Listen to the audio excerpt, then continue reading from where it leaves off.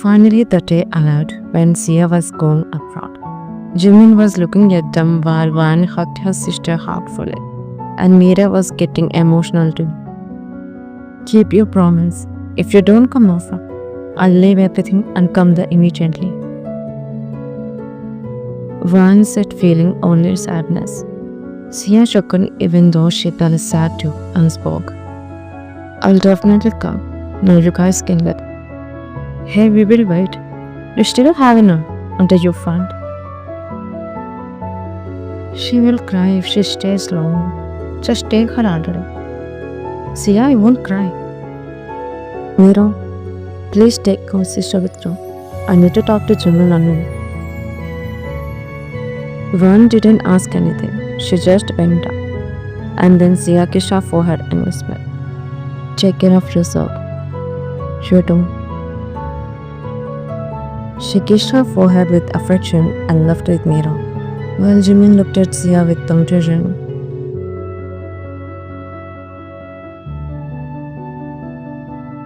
I want to move on.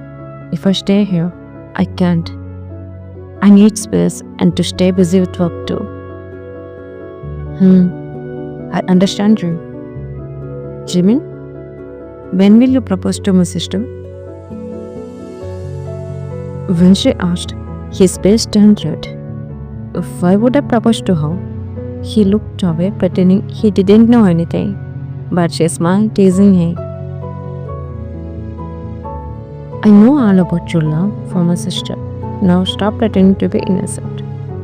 Sorry. I was scared you might get mad. Why would I get mad when I know you are the best for her? Really? Yes. She is lucky to have you in her life. You have always tried your best to help her come out of her hell.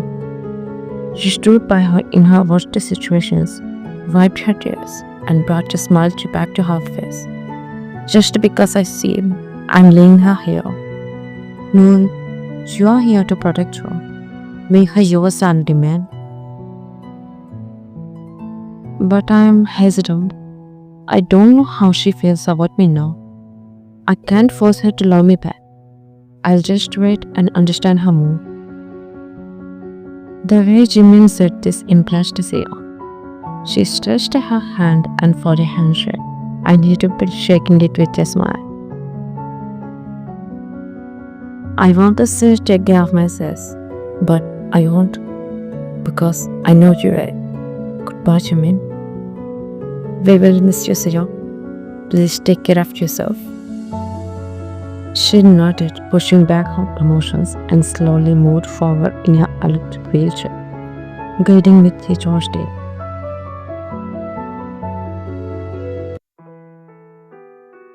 Meanwhile, at the John Marsh, Sestron worriedly told Jin's name, and he picked up the call.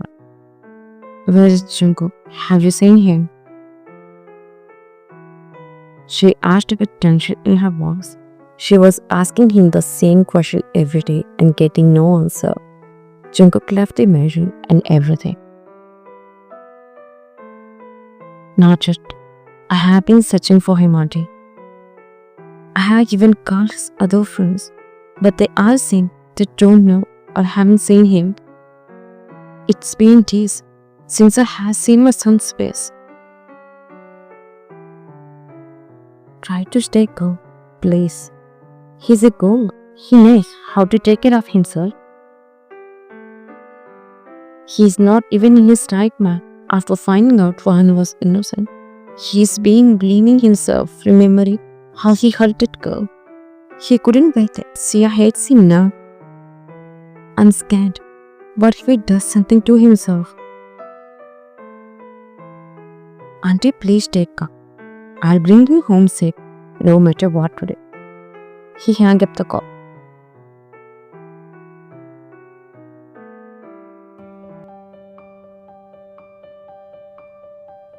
While the rain was pouring heavily, a man walking clumsily in the middle of the road, trying to keep his balance.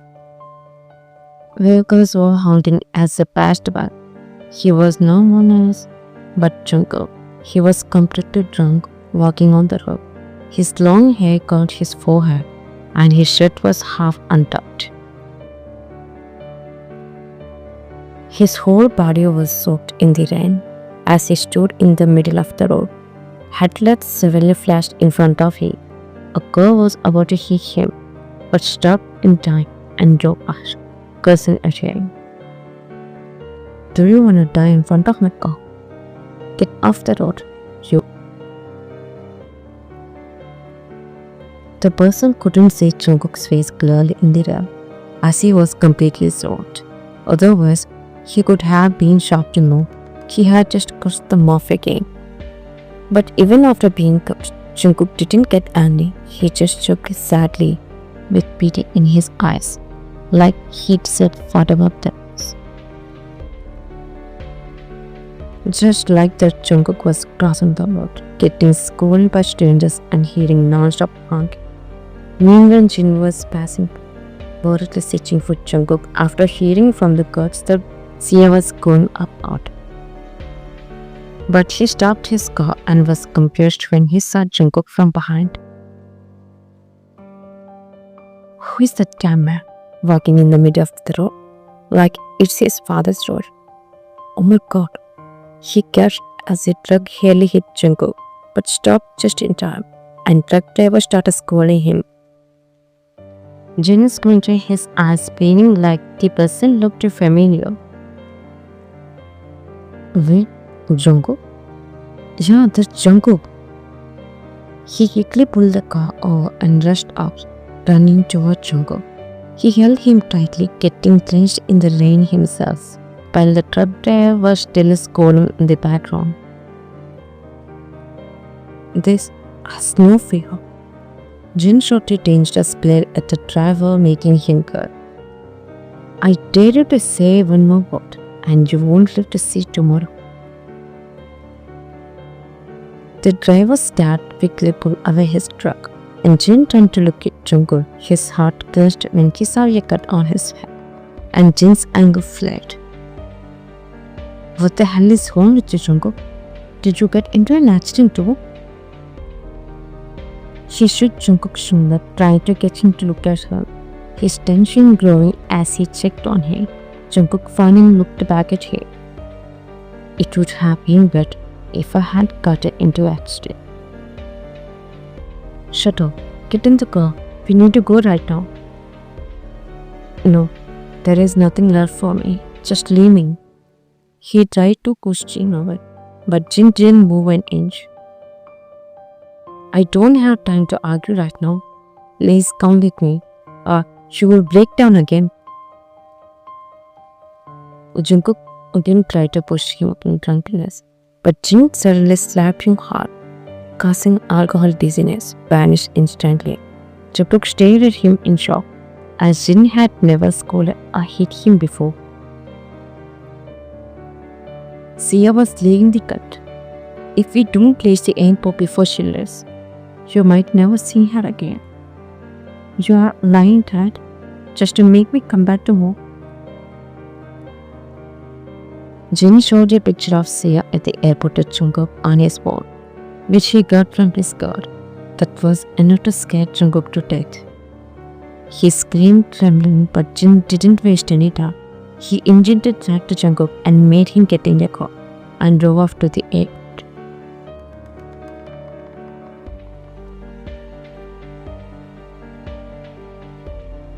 She was in the departure area, her hands slightly shaking. When she heard the announcement, she was leading slowly, but then she heard her name echo painful and lovely. She looked back and saw Jungkook crying and running towards her.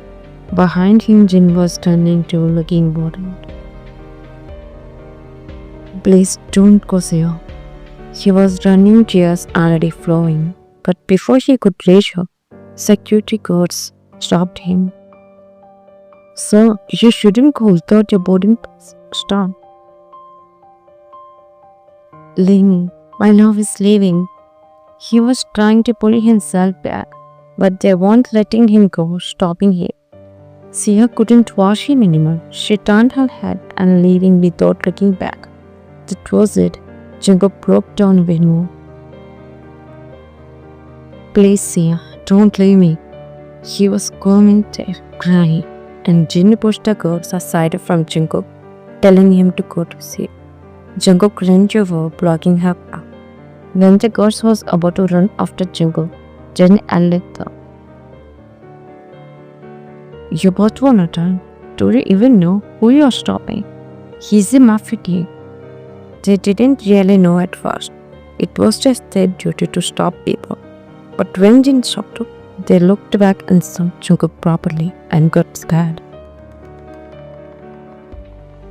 We are sorry, sir. They were trembling. Jin ignored them and sighed, seeing how Jungkook was closing himself, putting his power aside and running and beating everyone. He looked at Jungkook, who was already begging Sia, trying to stop her. Please, stay here. Move aside. Jungkook was crying, shaking his head, trembling, not because he was soaked in the rain, but because of the fear. How about you still going to punish me more, Sia? What else will I use? I already lost your mom. I'm already living in hell with guilt for warmth and crying for your love. When you didn't want my love, I decided not to bother you. I thought at least I could see you from a distance and live alone. Please don't go. No, I have no one. I have lost everything. Please, please, don't leave me. I'll go mad being alone without even seeing you. He was trying his best, begging her to stay. But when the final boarding car, Sia spoke. Jungkook, let go away. I need to go. Please, no. If you're really wrong, then let me go. Otherwise, you can take me with you and stop me from leaving. Jungkook couldn't beg anymore. Then Sia made her repeat passion, leaving him completely. He knelt down, collapsing, as she disappeared. Please see, how can you leave me like this? He was crying, and Jin tried to make him stand up, but Jungkook didn't listen to her. Let's go back to mom, please. Leave me, Jay. I don't even want to see her face. Hey, you can't just do that to her. I can. This is her punishment. Let her face losing me forever. Jungkook, she is home and crying for you everything. And what? Do you think everything will go as you say? You have responsibilities. As a kid, you can't just stay and cry like this. Take me possession, Jay. I don't even want it. Jungkook, I can't do that. Jungkook held Jin's and looking into his eyes, which made Jin melt and clutch his heart. I'm not commanding you as a younger brother. I'm asking for your help. Please, I'm dying with my punishments. Carrying this spirit, dying after losing everything and losing Sia too. There is nothing left to hurt me more. Jungkook, I'll take your position only if you want me to, but I can't let you go alone. I don't want anything in my life, not even a person to take care of me. I would, but I'll listen. Trust me. Let me go, please. I will, but only if you will meet me no matter where you are, and you must come to me at least once, right? Jungkook nodded, and a tear dropped from Jin's eyes. He let go of Jungkook, and then Jungkook wiped his tears before leaving. I never thought you would be left this kind of punishment, one that can turn your life upside down. I pray to God that you will move on from all of this, or that Sia will come back to you, even if not now, then soon. Jin wiped his tears, sighing.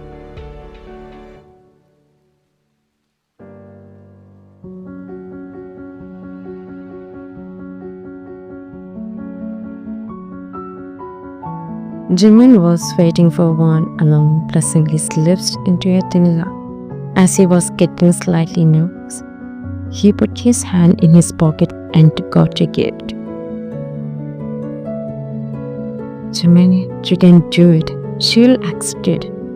He exhaled, trying to control the excitement inside him.